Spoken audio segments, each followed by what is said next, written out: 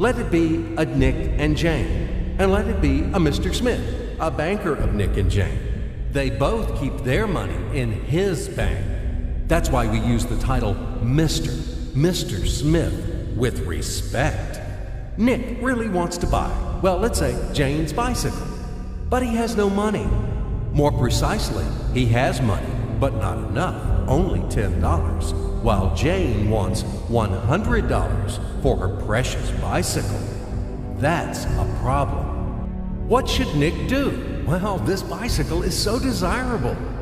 He gives Jane his $10 as a deposit and asks plaintively not to sell the bike to anyone. He says that he will bring the rest of the money soon. At the same time, he runs to his bank, to the respected Mr. Smith, to get a loan for the missing $90. As ill luck, Mr. Smith has no money at this moment, but he knows perfectly about $10, which Nick gave to Jane. And where will Jane bring his money to? That's right, she will put these $10 in her lovely bank to the same Mr. Smith.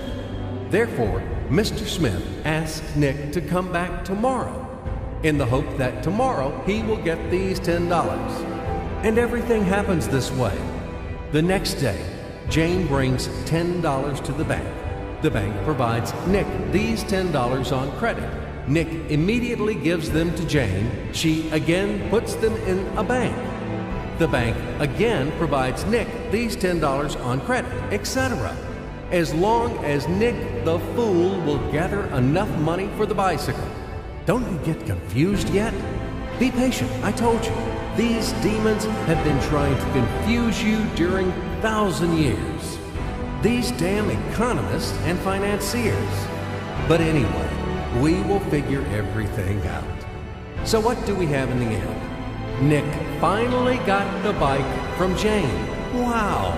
But at the same time, Nick owes $90 to the bank, Mr. Smith, and the bank, in its turn, owes $100 to Jane.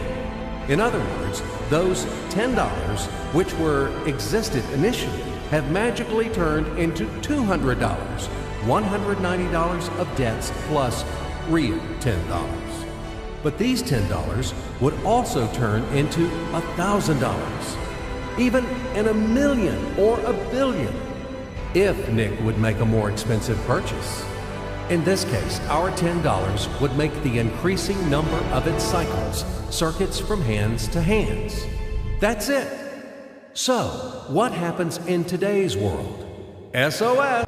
It appears that banks also make money out of thin air and multiply them. Not only Fed can produce money, but banks either. In short, everybody can do this, except you and me.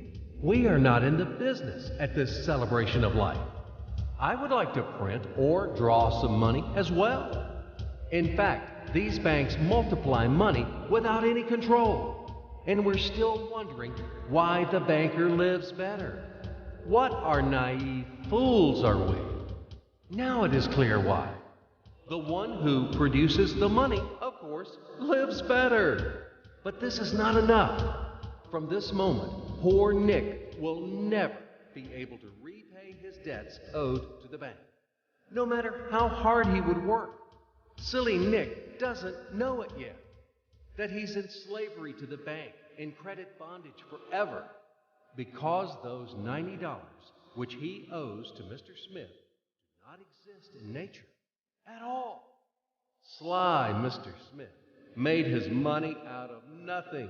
He created them out of thin air, just one click.